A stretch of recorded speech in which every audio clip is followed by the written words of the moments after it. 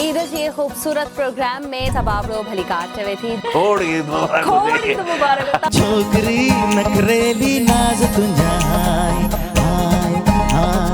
ईद आवाज़ सां गॾु ऐं ईद जी स्पेशल ट्रांसमिशन हले पई। तेरे हुस्न का जादू है और मस्त जवानी है, तेरे हुस्न का जादू है और मस्त जवानी है। कि अगर कभी मेरे हस्बैंड जो है कभी मुझसे नाराज़ हो जाते हैं तो मेरे पास उनको मनाने का बड़ा शानदार तरीका है।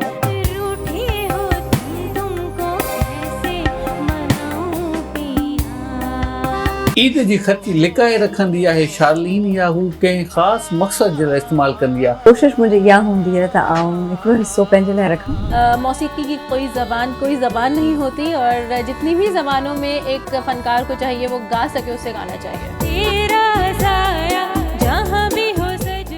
टे ॾींहं सां वटि आवाज़ टीवी ते खोड़ सारियूं ट्रांसमिशन्स हलंदियूं, खोड़ सारा प्रोग्राम्स हूंदा, खोड़ सारो म्यूज़िक बि हूंदो।